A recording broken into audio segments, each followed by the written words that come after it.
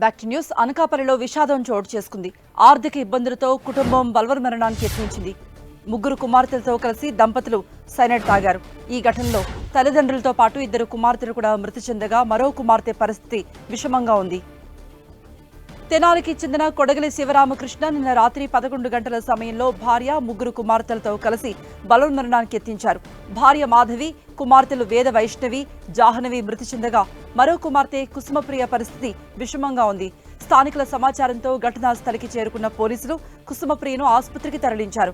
ఘటనపై కేసు నమోదు చేసిన పోలీసులు దర్యాప్తు చేస్తున్నారు. నలుగురు వ్యక్తులు అంటే శివరామకృష్ణ, అతని భార్య, అతను ఇద్దరు కూతుళ్ళు అన్కాన్షియస్గా ఉన్నారని చెప్పేసి ఆ మూడో కూతురు అనే పాప కుసుమప్రియ, ఆ పాప అర్ధరాత్రి అందరూ నిద్రపోతున్న సమయంలో పక్కనే ఉన్న ఫ్లాట్స్ వాళ్ళకి కాలింగ్ బెల్ నొక్కి నిద్ర లేపడం జరిగింది.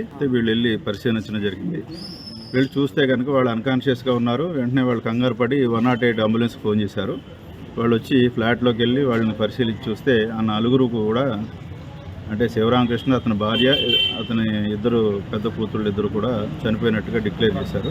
కుసుమప్రియ అనే పాపని చికిత్స నిమిత్తం అనకాపల్లి జిల్లా ఆసుపత్రికి ట్రీట్మెంట్ నిమిత్తం పోలీసు ద్వారా పంపించడం జరిగింది. ఇక అనకాపల్లి ప్రభుత్వ ఆసుపత్రి నుంచి మరిన్ని వివరాలు మా ప్రతినిధి చిట్టుబాబు అందిస్తారు. చిట్టుబాబు, కుసుమప్రియ ఎవరైతే అమ్మాయి చికిత్స పొందుతుందో ఆమె ఆరోగ్య పరిస్థితి ఎలా ఉంది? ఏమైనా మాట్లాడగలుగుతోందా?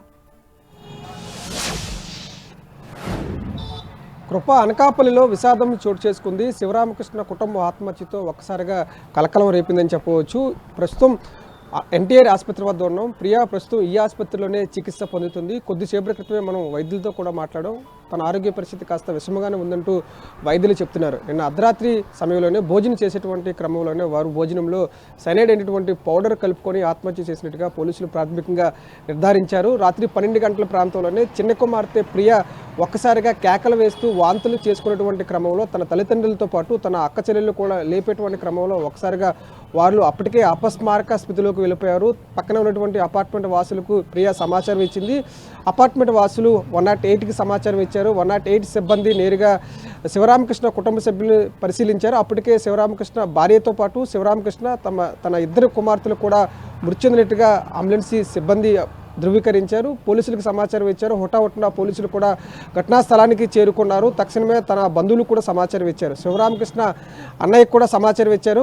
గడిచినటువంటి సంవత్సరన్నర కాలంగా అనకాపల్లిలో నివాసం ఉంటున్నట్టుగా శివరామకృష్ణ అన్నయ్య పోలీసులకు సమాచారం ఇచ్చారు. అయితే గత కొంతకాలంగా ఆర్థిక ఇబ్బందులతో ఈ కుటుంబం సతమతం అవుతున్నట్టుగా కూడా కుటుంబ సభ్యులు చెబుతున్నటువంటి పరిస్థితి. ఈ తరుణంలోనే ఆర్థిక అప్పులు తలలాక ఆత్మహత్య చేసుకున్నట్టుగా పోలీసులు ప్రాథమికంగా నిర్ధారించారు. శివరామకృష్ణ స్థానికంగా ఉన్నటువంటి అనకాపల్లిలో ఒక బంగారం షాపులోనే స్వర్ణకారుడిగా విధులు నిర్వహిస్తున్నారు. సంవత్సరన్నర కాలంగానే అదే ఒక బంగారం షాపులో పనిచేస్తున్నటువంటి క్రమంలోనే గడిచినటువంటి కొంతకాలంగా అప్పులు అనేవి చాలా అధికంగానే ఉన్నాయి. అప్పులు బాధలు తాళలేక ఆత్మహత్య చేసుకునే కుటుంబం మొత్తం కూడా పోలీసులు ప్రాథమికంగా నిర్ధారించారు. విష్ణుప్రియ మాత్రం ప్రస్తుతం ప్రాణాలతో కొట్టుమిట్టాడుతుంది. ఎన్టీఆర్ ఆసుపత్రిలో చికిత్స పొందుతుంది. కొద్దిసేపటి క్రితమే వైద్యులు కూడా పూర్తి స్థాయిలో అన్ని పరీక్షలు నిర్వహించారు. అయితే వారంతా కూడా భోజనంలోనే సైనైడ్ పౌడర్ మొత్తాన్ని కలుపుకొని తిన్నట్లుగా ఆ యొక్క ప్రాంతంలోనే పోలీసులు బిర్యానీ ప్యాకెట్లతో పాటు సైనైడ్ పౌడర్ ను కూడా పోలీసులు గుర్తించారు. ఆ సైనైడ్ వాళ్ళకి ఎలా దొరికింది అంటే శివరామకృష్ణ బంగారం షాప్ లో పనిచేస్తున్నట్టు తెలుస్తోంది. అక్కడే అతను ఆ సైనైడ్ తీసుకొని వచ్చి ఉండొచ్చా? పోలీసులు ఈ మేరకు ఏ విధంగా దర్యాప్తు చేస్తున్నారు?